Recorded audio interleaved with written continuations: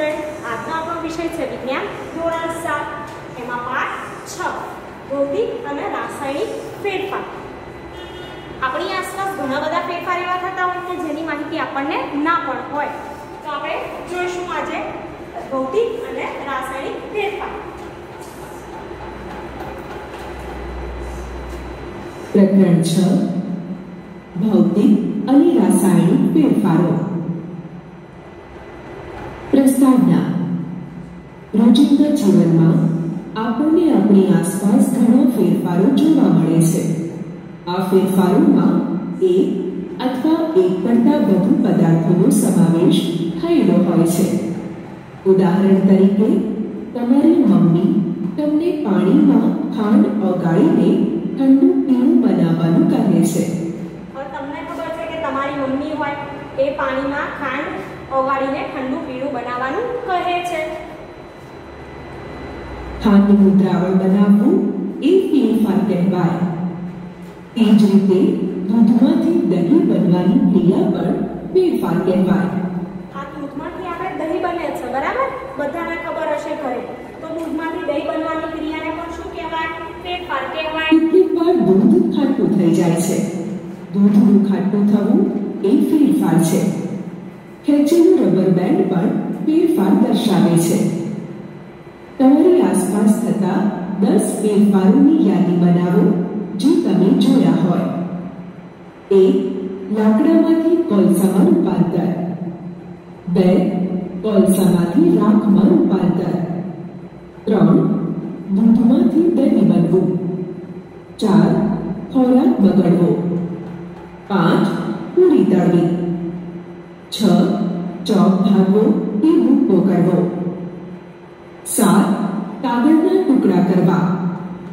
8. બરફનું પાણી થવું। 9. રબરનો દડો લગાવવો। 10. ફુગ્ગો ફૂલાવવો। વ્યાપક રૂપે જોઈએ તો આ ફેરફાર 2 પ્રકારના હોય છે। 1.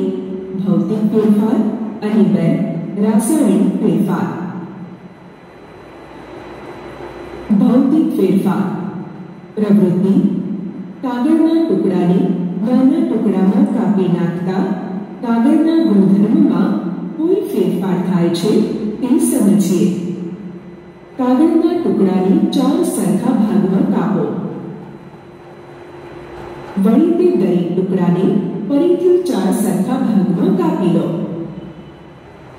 હવે આ બધા ટુકડાઓને ટેબલની સપાટી પર પાસે એવી રીતે ગોઠવો કે જેથી તે મૂળભૂત કાગળના ટુકડાના આકારમાં ગોઠવાય।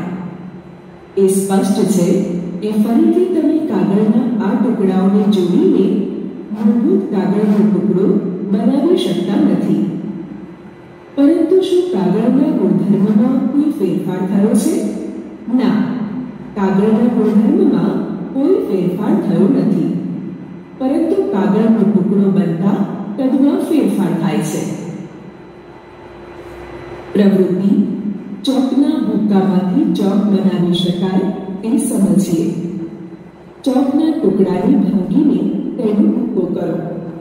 હવે તમે અલગ અલગ 10 ફેરફાર જોયા કે આપણી આસપાસ થતા હોય। હવે એક ફેરફાર છે કે ચોકના ટુકડાને ભાંગીને તેનો ભૂક્કો કરો। આ ચોકનો ટુકડો હોય એને ભાંગીને ભૂક્કો કરીએ તો શું થાય? ચલો આપણે જોઈએ। હવે તેમાં થોડું પાણી નાખીને તેની પેસ્ટ બનાવો। તેને ચોકના આકારમાં વણી લો। તેને હવે સુકાઈ જવા દો। તમે આ ચોકના ભૂક્કામાંથી ફરી ચોક બનાવી શકો છો। હવે એની પેસ્ટ બનાવી ફરીથી આકાર કર્યો આવી રીતે। તો આપણે એવું કીધું છે કે ચોકના ભૂક્કામાંથી ફરી ચોક બનાવી શકો છો, તો જોવાનું છે આપણે। હા, ચોકના ભૂક્કામાંથી ફરી ચોક બનાવી શકાય છે।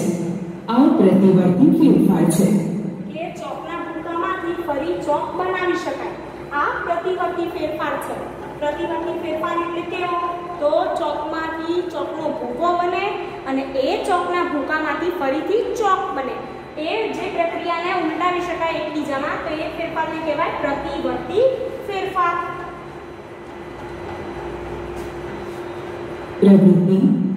બરફનું પાણીમાં અને પાણીનું ફરીથી બરફમાં રૂપાંતર કરી શકાય તે સમજીએ. કાચના ગ્લાસમાં થોડો બરફ લો. આ ગ્લાસને સૂર્યના તડકામાં મૂકીને થોડાક બરફને પીગળવા દો. હવે તમને બરફ તથા પાણીનું મિશ્રણ થયેલું જણાશે. હવે આ ગ્લાસને બરફ તથા મીઠાના મિશ્રણમાં ગોઠવી દો. શું પાણી ફરી ઘન બરફમાં ફેરવાઈ જશે? હા, પાણી ફરી ઘન બરફમાં ફેરવાઈ જશે. કે બરફનું પાણીમાં અને પાણીનું ફરીથી બરફમાં રૂપાંતર શક્ય છે? તો હા, શક્ય છે કે આપણે વાતાવરણમાં આવી રીતે બરફ મૂકીએ તો પાણી બની શકે અને પાણીમાંથી ફરી બરફ પણ બની જાય. આમ બરફનું પાણીમાં અને પાણીનું ફરીથી બરફમાં રૂપાંતર કરી શકાય છે. આ પ્રતિવર્તી ફેરફાર છે. પ્રવૃત્તિ પાણીનું વરાળમાં અને વરાળનું ફરીથી પાણીમાં રૂપાંતર કરી શકાય તે સમજીએ. એક પાત્રમાં થોડું પાણી લઈને તેને ઉકાળો. તમને પાણીની સપાટી પરથી વરાળ ઉપર જતી દેખાય છે? હા, પાણીની સપાટી પરથી વરાળ ઉપર જતી દેખાય છે. તમને પાણીની સપાટી પરથી વરાળ ઉપર જતી દેખાય છે? તો હા, આ વરાળ ક્યાં જાય છે? ઉપર જાય છે. હવે આ ઉકળતા પાણીની વરાળથી થોડીક ઉપર એક વાસણને હેન્ડલ વડે પકડીને થોડો સમય ઊંધું રાખો. વાસણની અંદરની સપાટીને જુઓ. શું તમને ત્યાં પાણીના ટીપા ભાંજી ગયેલા જણાય છે? હવે તમને ત્યાં પાણીના ટીપા ભાંજી ગયેલા જણાય છે? તો હા. હા, અહીં વરાળનું પાણીમાં રૂપાંતર થયેલું જોવા મળે છે. આમ પાણીનું વરાળમાં અને વરાળનું ફરીથી પાણીમાં રૂપાંતર કરી શકાય છે. આ પ્રતિવર્ત હવે પાણીનું વરાળમાં અને વરાળનું ફરીથી પાણીમાં રૂપાંતર કરી શકાય. આ ફેરફારને કહેવાય પ્રતિવર્તી ફેરફાર. વર્તી ફેરફાર છે. પ્રવૃત્તિ સાવચેતી અગ્નિની જ્વાળા સાથે કામ કરતા સાવધાન રહેવું. વપરાઈ ગયેલી કરવતની પટ્ટીને ગેસના સ્ટવની જ્યોત પર ગરમ કરતા રંગમાં પરિવર્તન થાય છે તે સમજીએ. વપરાઈ ગયેલી કરવતની પટ્ટીને ચીપિયા વડે પકડો. તેના બીજા છેડાને ગેસના સ્ટવની જ્યોત પર રાખો. થોડી મિનિટો રાહ જુઓ. શું કરવતની પટ્ટીના ભાગના રંગમાં કોઈ ફેરફાર જણાય છે? હા, તેનો રંગ લાલ થાય છે. કેવો થાય છે? તેનો રંગ લાલ થાય છે. હવે કરવતની પટ્ટીના છેડાને સ્ટવની જ્યોત પરથી દૂર કરો. થોડા સમય પછી તે છેડાનું ફરી અવલોકન કરો. શું તે ફરી પ્રથમ જેવા કાળા રંગમાં આવી ગયો? હા, તે ફરી પ્રથમ જેવા કાળા રંગની જોવા મળે છે. આ પ્રતિવર્તી ફેરફાર છે. તમે જોયું કે કાગળ તથા ચોકનો ટુકડો બંનેના માપમાં ફેરફાર થાય છે. પાણીની અવસ્થામાં ઘનમાંથી પ્રવાહી અને વાયુમાંથી પ્રવાહી ફેરફાર થાય છે. ગરમીને લીધે કરવતની પટ્ટીના રંગમાં પરિવર્તન થાય છે. પદાર્થના આકાર, માપ, રંગ અને અવસ્થા જેવા તેના ગુણોને ભૌતિક ગુણધર્મો કહે છે. હવે પદાર્થના આકાર, માપ, અવસ્થા એટલે કે આમાંથી આકાર જો આવો તો આવો થયો, આવો હતો તો આવો થયો. અવસ્થામાં ફેરફાર થયો. ત્યારબાદ અહીંયા અવસ્થા જો પાણી, વરાળ અને અહીંયા રંગમાં પરિવર્તન થાય. તો આ જે આકાર, માપ, રંગ, અવસ્થા જેવા ગુણોને ભૌતિક ગુણધર્મો કહે છે. એવા ફેરફાર કે જેમાં પદાર્થના ભૌતિક ગુણધર્મોમાં ફેરફાર થાય તો તેને ભૌતિક ફેરફાર કહે છે. ભૌતિક ફેરફારો સામાન્ય રીતે પ્રતિવર્તી હોય છે. આવા ફેરફારમાં નવા પદાર્થનું નિર્માણ થતું નથી. હવે ભૌતિક ફેરફારો સામાન્ય રીતે કેવા હોય? પ્રતિવર્તી હોય. આવા ફેરફારમાં નવા પદાર્થનું નિર્માણ થતું નથી. હવે આપણા બીજા પ્રકારના ફેરફારને ધ્યાનમાં લઈએ. રાસાયણિક ફેરફાર. લોખંડને કાટ લાગવો એવા ફેરફારથી તમે પરિચિત છો. લોખંડના ટુકડાને થોડા દિવસ સુધી ખુલ્લો મૂકી દેતા તેની સપાટી પર કથ્થઈ રંગનું સ્તર બની જાય છે. આ પદાર્થને કાટ કહે છે. હવે કાટ એટલે શું? તો લોખંડના ટુકડાને થોડા દિવસ સુધી ખુલ્લો મૂકી દેતા તેની સપાટી પર કથ્થઈ રંગનું સ્તર બની જાય છે. આ પદાર્થને શું કહેવાય? કાટ કહેવાય છે. કાટ એટલે શું? તો આપણે આપણી આસપાસ કાટને જોઈએ છે કે લોખંડના ટુકડાને થોડા દિવસ સુધી ખુલ્લો મૂકી દેતા તેની સપાટી પર કથ્થઈ રંગનું, એટલે કે આપણી આસપાસ ઘરમાં તમે જુઓ જ્યાં લોખંડની બનેલી વસ્તુઓ હોય એને ચોમાસું એવી રીતે આવશે તો આવી રીતે કથ્થઈ રંગના પડ જોવા મળશે. તો એ શું છે? કાટ છે. તમારે વ્યાખ્યા લખવાની. આ પ્રક્રિયાને પદાર્થને કાટ લાગવાની પ્રક્રિયા કહે છે. આ પ્રક્રિયાને પદાર્થની કાટ લાગવાની પ્રક્રિયા કહેવાય. બગીચા અથવા ખેતરના લોખંડના દરવાજા, બગીચામાં રાખેલા લોખંડના બાકડા તથા લોખંડની કોઈ પણ વસ્તુ ખુલ્લામાં રાખેલી હોય તેની કાટ લાગે જ છે. હવે બગીચા છે, ખેતરના લોખંડના દરવાજા, પછી બગીચામાં રાખેલા લોખંડના બાકડા, લોખંડની કોઈ પણ વસ્તુ ખુલ્લામાં રાખેલી હોય તો તેને કાટ લાગે. કેમ એવું થાય? તો પાણી અને વાતાવરણમાંના ઓક્સિજન સાથે રાસાયણિક પ્રક્રિયા કરે છે લોખંડ અને કાટ બનાવે છે. એ રાસાયણિક પ્રક્રિયા છે એટલા માટે એવા ફેરફારને કહેવાય રાસાયણિક ફેરફાર. તમે જોયું કે ઘરમાં રાખેલી કુહાડી, હથોડી વગેરે પણ થોડા દિવસ વાતાવરણમાં ખુલ્લા રહે તો તેને કાટ લાગે છે. રસોડામાં ભીનો લોખંડનો તવો કે તાવડી થોડા સમય સુધી વાપર્યા વગર મૂકી રાખવામાં આવે તો તેને પણ કાટ લાગે છે. કાટ એ લોખંડ નથી. કાટ લોખંડથી જુદો પદાર્થ છે જે લોખંડ પર જમા થાય છે. હવે કાટ એ લોખંડ નથી. કાટ લોખંડથી જુદો પદાર્થ છે જે લોખંડ પર જમા થાય છે. લોખંડ અને કાટ એ બંને અલગ પદાર્થ છે, એક સરખા નથી. ચાલો હવે આપણે થોડા વધુ ફેરફારોને ધ્યાનમાં લઈએ જેમાં નવો પદાર્થ બનતો હોય છે. પ્રવૃત્તિ, સાવચેતી. બળતા મેગ્નેશિયમના તાર કે પટ્ટીને લાંબા સમય સુધી જોયા કરવી હાનિકારક છે. શિક્ષકે બાળકોને સૂચના આપવી જોઈએ કે બળતા મેગ્નેશિયમને વધુ સમય એક ધારું જોયા ન કરે. મેગ્નેશિયમની પટ્ટી લો. તેના છેડાને કાચ પેપર વડે સાફ કરો. આ છેડાને મીણબત્તીની જ્યોત પર ધરો. તે તેજસ્વી સફેદ પ્રકાશથી બળવા લાગે છે. હવે શું લીધું? તો એક મેગ્નેશિયમની પટ્ટી લીધી. મેગ્નેશિયમની પટ્ટીને મીણબત્તીની જ્યોત પર રાખવાથી શું થયું? તો મીણબત્તીની જ્યોત પર રાખવાથી મેગ્નેશિયમની પટ્ટી સળગવા લાગે છે અને સળગવાથી શું થાય? પછી અતિ તેજસ્વી સફેદ રંગની જ્યોતિ તો તે સળગે જ છે પણ ત્યારબાદ એને આપણે રાખ સ્વરૂપે મેળવીએ છીએ. અહીંયા જોવાનું છે. જ્યારે તે સંપૂર્ણપણે બળી જાય છે ત્યારે તેનો સફેદ પાવડર રાખ તરીકે મળે છે. શું આ રાખ મેગ્નેશિયમના જેવી જ દેખાય છે? ના, તે સફેદ રંગનો પાવડર છે. તે મેગ્નેશિયમની પટ્ટી કરતાં જુદો જ પદાર્થ છે. તે મેગ્નેશિયમનું ઓક્સાઇડ છે. આ ફેરફારને આ મુજબ રજૂ કરી શકાય. મેગ્નેશિયમ Mg અને ઓક્સિજન O2 માંથી બને છે. મેગ્નેશિયમનું ઓક્સાઇડ MgO. મેગ્નેશિયમ વત્તા ઓક્સિજન બંને સંયોજાઈ શું બનાવે છે? મેગ્નેશિયમ ઓક્સાઇડ બનાવે છે. તો એ પ્રક્રિયાને રાસાયણિક પ્રક્રિયા કહેવાય. આ સમીકરણને કહેવાય રાસાયણિક સમીકરણ.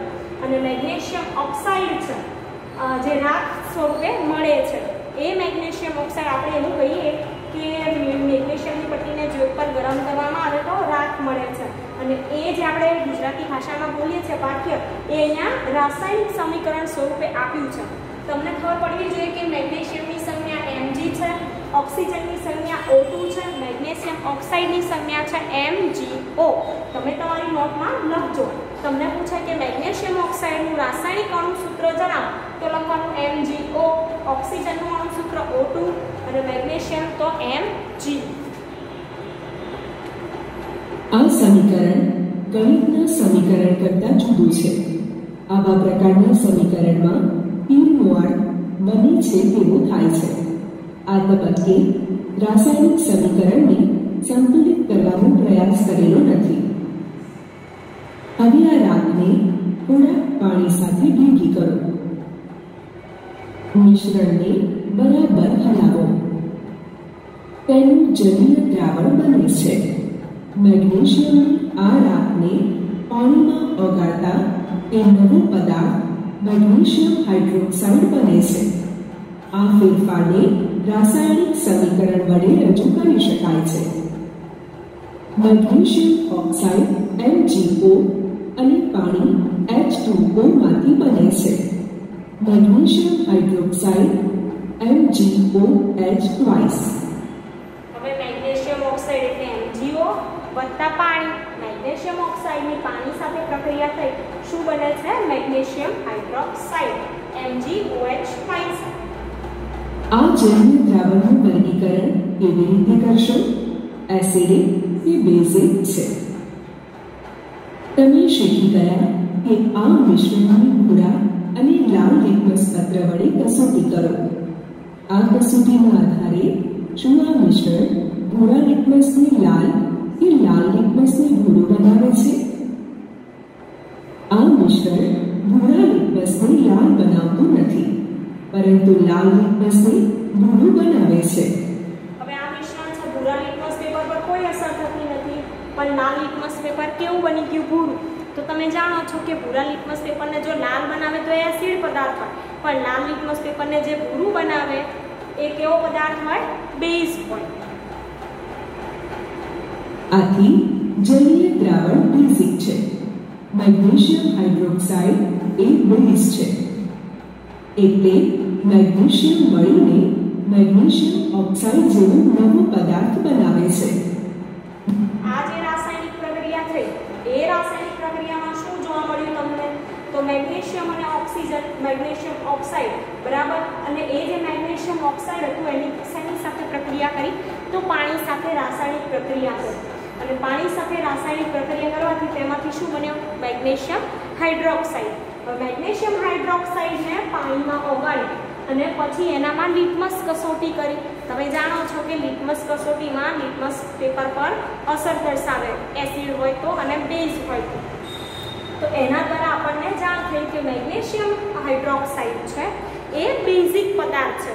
હવે ભૌતિક ફેરફારમાં શું થતું હતું કે ભૌતિક ફેરફાર હોય એમાં પદાર્થના આકાર, કદ, સ્વરૂપમાં ફેરફાર થાય, એમાં કોઈ નવો પદાર્થ નથી મળતો. જ્યારે રાસાયણિક ફેરફાર હોય એમાં રાસાયણિક પ્રક્રિયા થાય અને એમાં નવો પદાર્થ બને છે, જેમ કે મેગ્નેશિયમ ઓક્સાઇડ, મેગ્નેશિયમ હાઇડ્રોક્સાઇડ. નવો પદાર્થ બન્યો એટલે રાસાયણિક ફેરફાર અને ભૌતિક ફેરફારમાં શું તફાવત? તો ભૌતિક ફેરફારમાં પદાર્થ બનતો નથી નવો, જ્યારે રાસાયણિક ફેરફારમાં નવો પદાર્થ બને છે. મેગ્નેશિયમ ઓક્સાઇડ પાણી સાથે ભળતા મેગ્નેશિયમ હાઇડ્રોક્સાઇડ જેવો નવો પદાર્થ બને છે. પ્રવૃત્તિ શિક્ષક દ્વારા નિદર્શન કરવું. કાચના બીકરમાં અડધી સુધી પાણી ભરો. તેમાં લગભગ 1 ચમચી કોપર સલ્ફેટ એટલે કે મૂળભૂતું નાખો. તેનું દ્રાવણ બનાવો. હવે આ દ્રાવણમાં થોડા ટીપા મંદ સલ્ફ્યુરિક એસિડના ઉમેરો. તમને વાદળી રંગનું પ્રવાહી જોવા મળશે. હવે કોપર સલ્ફેટનું દ્રાવણ તમે જાણો છો કેવા રંગનું હોય? વાદળી રંગનું. તેમાંથી નમૂના રૂપે થોડુંક દ્રાવણ કસનળીમાં સાચવો. બાકી રહેલા બીકરના દ્રાવણમાં લોખંડની ખીલી મૂકો. લગભગ અડધા કલાક સુધી રાહ જુઓ. હવે દ્રાવણનો રંગ જુઓ. તેને નમૂના માટે કસનળીમાં રાખેલા દ્રાવણના રંગ સાથે સરખાવો. તમને દ્રાવણના રંગમાં કોઈ ફેરફાર દેખાયો? હા, દ્રાવણનો રંગ વાદળીમાંથી લીલો થયો. અહીંયા ખીલી મૂકી છે કે દ્રાવણનો રંગ વાદળીમાંથી કેવો થઈ ગયો? લીલો થઈ ગયો. ડુબાડેલી ખીલીને કાઢી લો. જો તેમાં કોઈ પરિવર્તન દેખાયું? ખીલીની સપાટી પર કથ્થઈ રંગના કણો જોવા મળે છે.